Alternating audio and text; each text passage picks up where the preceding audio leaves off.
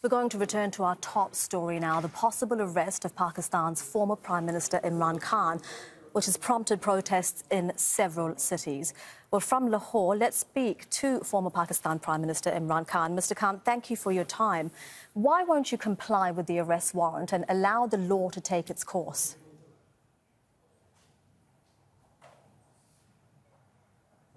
Well, according to the law, I had protective bail till the 18th.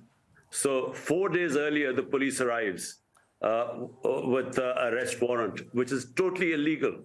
So what we are doing is we are waiting for tomorrow morning when we will again appear, my lawyers will appear in court and challenge this warrant of arrest. Recording stopped. And in the meantime, you've released a video and you're asking your supporters, and you have a lot of passionate supporters, you're asking them to come out and fight for what you say are their freedoms. Are you not worried that your message asking people to fight could result in violence?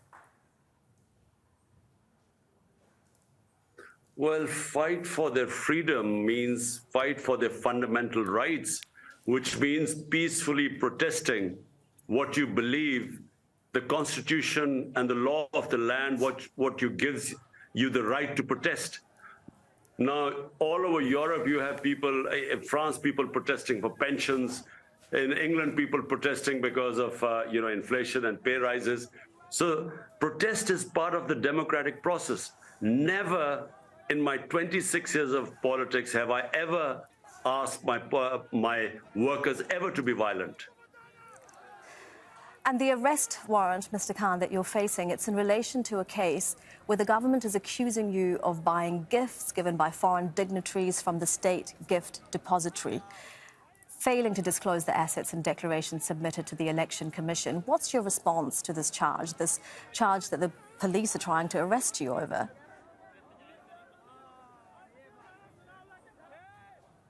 This is absolutely a fabricated allegation. It's not even it's not even contested by us. It's just a charge and an allegation made by the police, by this government. Now, there are 80 cases against me. And just to let you know, in the last few months, every other day there's a fresh case. So there's a case of murder, there's a case of sedition, there's a case of blasphemy, there's a case of terrorism. So every other day there's a case. All we have asked, we are going to go to the Supreme Court and we're going to ask them to club all the cases together.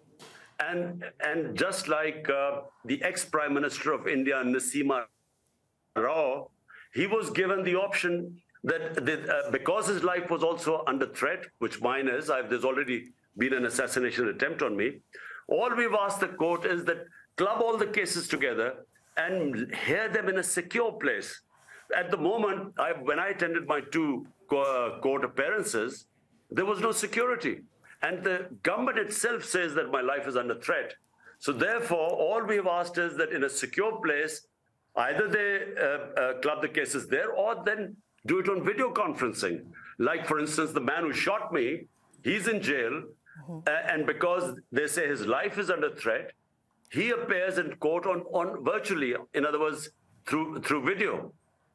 So you want the same rights that have been given to him. The government says the Interior Minister is saying they will arrest you by the end of Tuesday. If this happens, what does it mean for your party ahead of provincial elections that are due in April and the national election later this year? Well, I'm mentally prepared.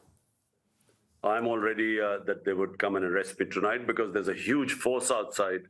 I mean, they have not just the police, they've got the Rangers there too, which is the army. And it seems as if Pakistan's biggest terrorist is holed up inside.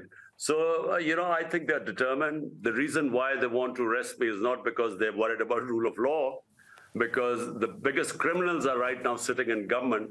60% of cabinet is on bail on corruption cases. It's because they want to remove me from the electoral contest, because they are petrified of the popularity of my party.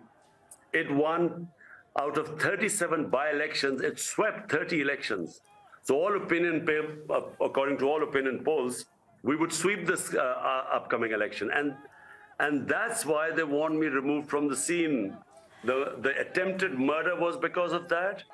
And now this putting me in jail is exactly following the same script. I mean, the attempted murder is an allegation that's made by you, Mr. Khan. I want to come back to the point that you made, to what you're saying, rather, that the real criminals, you say, are in Parliament, but you are the only Pakistani Prime Minister to be removed from power through a no-confidence vote in Parliament. What makes you think that this isn't the end of your political career?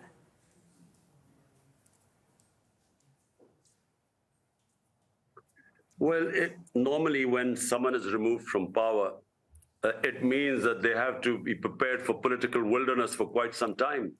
In our past, governments have been removed from power, but always on corruption cases or very poor economic performance coupled with corruption cases.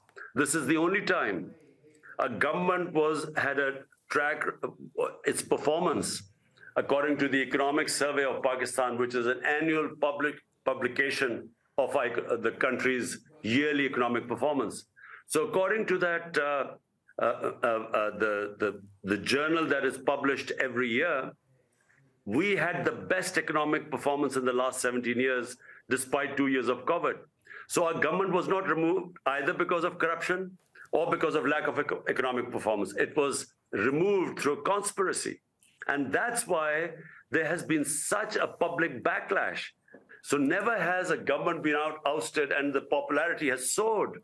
I mean, in Pakistan's history, never has a government the amount of popularity that my party has. And it's because people feel it was unjustifiably removed through a conspiracy. And you have alluded, more than alluded, in fact, to US involvement in this conspiracy to remove you from power. Why would the US be involved in this? Well, in the beginning, we thought this was initiated by the US, but actually it was initiated by our ex-army chief, who was then the army chief, and he built this campaign against me. And actually, he was the one who hired a lobbyist called Hussain Haqqani, who actually campaigned while I was the prime minister. He was campaigning, telling the Americans I was anti-American.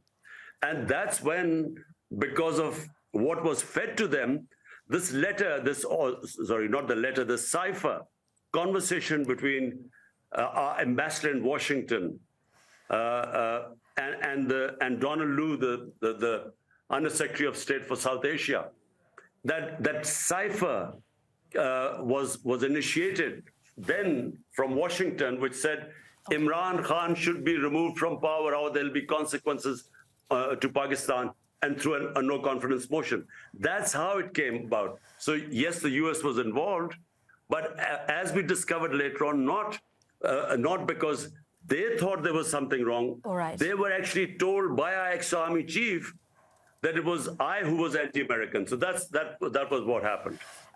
Former Prime Minister Pakistan joining us live from his home in Lahore there. We thank you for your time. Thank you.